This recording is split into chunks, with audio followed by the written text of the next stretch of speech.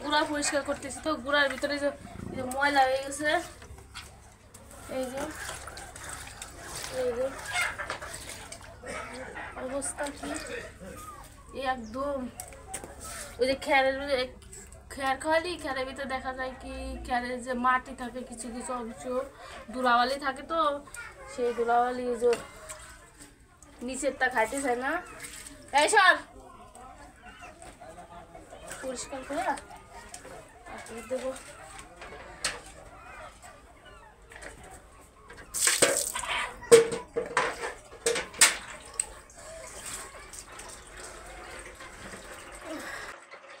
তো গরুরে খাবার দেব তো তাই গুঁড়াটা পরিষ্কার করে নিচ্ছি কারণ অনেক দিন হলো পরিষ্কার করা হয় না সেই জন্য ভালো করে গুঁড়াটা পরিষ্কার করে নিচ্ছি কারণ গুঁড়ায় ময়লা থাকলে গরুতে খেতে চায় না দুর্গন্ধ কয় হ্যাঁ গুঁতা দিস না পরিষ্কার করতে দে ভালো করে একদমই গুঁতা দিস না গুঁতা দিলে আমি ব্যথা লাগে না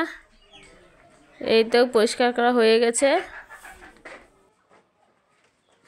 গুঁড়াটা ধোয়া শেষ হয়ে গেছে এখন জলটা বাইরে ফেলে দিতে হবে তাই বালতিটা নিয়ে যাচ্ছি তো গুঁড়াটা পরিষ্কার করা হয়ে গেছে জলটা ফেলে দিয়েছি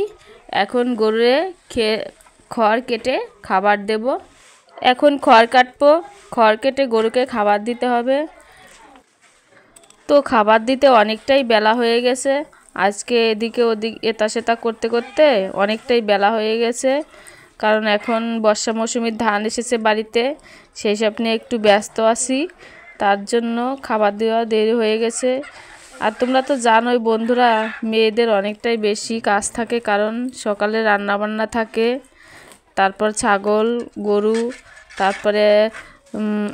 মণি আছে তো এটা সেটা দিয়ে আজ অনেকটাই বেলা হয়ে গেছে খড়গুলো তাড়াতাড়ি কেটে নিচ্ছি এরপর অন্য কাজ করতে হবে দেখো বন্ধুরা আমাদের তো বটি নেই তাই এই যে কাঠের সঙ্গে কাঁচি ঢুকিয়ে তারপরে খড় কেটে নেই কারণ টাকা পয়সা অনেকটাই অভাব তাই একটা বটি কেনার মতো সামর্থ্য এখন হচ্ছে না দেখো বন্ধুরা আর কাঁচি দিয়ে খড় কাটাটাও একদমই খারাপও নয় কারণ কাঁচি দিয়ে আমার কাছে ভালোই লাগে আর বটি দিয়ে কাটতে গেলে আমার একটু হাতে চাপ লাগে আর কাঁচি দিয়ে কাটতে গেলে আমার কাছে একটু ভালো লাগে দেখো বন্ধুরা এমনিতে আজ অনেক দেরি হয়ে গেছে তাই বড় বড় করে কেটে নিচ্ছি যাতে তাড়াতাড়ি খেতে দিতে পারি তো খড়গুলো কাটা শেষ হয়ে গেছে হঠাৎ করে মনে পড়লো আজকে আমাদের মুরগিগুলো ছাড়া হয়নি ভিতরে ডিম পেড়ে ভেঙে ফেলেছি কিনা তাই তাড়াতাড়ি মুরগির খোপের কাছে আসলাম দেখো বন্ধুরা এগুলা এই যে এগুলা চলে যাচ্ছে এগুলা ডিম দেবে না এগুলো হচ্ছে ছোট মুরগি আর বড় মুরগি এক এক করে কিছু মুরগি ছেড়ে দিলাম আর কিছু বড় মুরগি আছে ওগুলো চেক করে ছাড়তে হবে কারণ ডিম দেয় কিনা সেটা জানার জন্য কারণ যেখানে সেখানে ডিম পাড়ে দেখা যায় ডিম পাওয়া যায় না তার জন্য চেক করে করে ছাড়তে হবে আটকায় রেখে তারপর ডিম দেওয়ার জন্য ব্যবস্থা করতে হবে তো এই মুরগিটা ডিম দিবে সেই জন্য ওটাকে ধরে রাখলাম আর এটা হচ্ছে ডিম দিবে না তাই এটাকে ছেড়ে দিচ্ছি আর এটাও চেক করে দেখি এটাই ডিম দিবে কি না এটাও দেবে না দেখি তো এটাই দেয় কি না না এটাও দেবে না এটাই এই কালো মুরগিটাই এটাও ডিম দেবে না মুরগিগুলো ছাড়া হয়ে গেছে এখন গরুর ঘরে যেতে হবে ঘরটা অনেকটাই নোংরা হয়ে গেছে তো আর এখন হচ্ছে শীতের দিন সকাল সকাল পরিষ্কার করে না দিলে গরুর ঘরটা শুকায় না তার জন্য তাড়াতাড়ি পরিষ্কার করে দিতে হবে দেখো বন্ধুরা গরুর ঘরটা অনেকটাই নোংরা হয়ে গেছে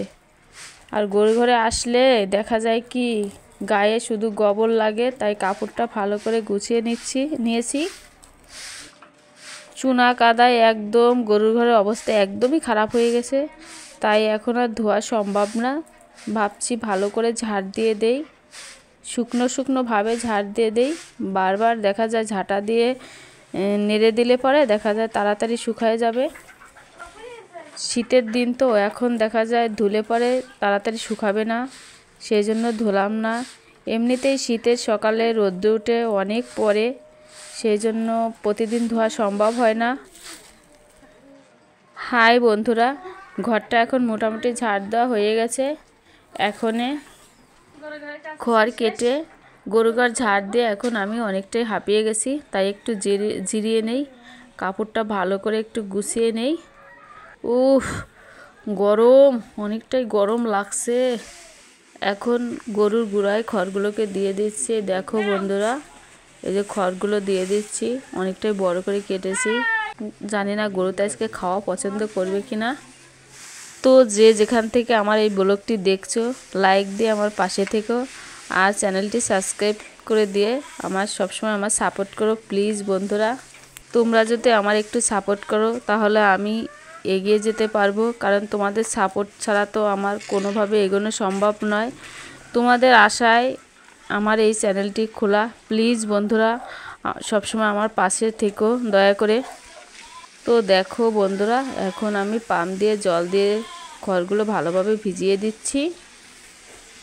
খড়গুলো ভিজিয়ে দিচ্ছি কারণ ভিজানো খড় খেলে পেটটা একটু ভরে। তো আজকের ব্লগটি এই পর্যন্ত, দেখা হবে পরবর্তী ব্লগে। প্লিজ আমার পাশে থেকো।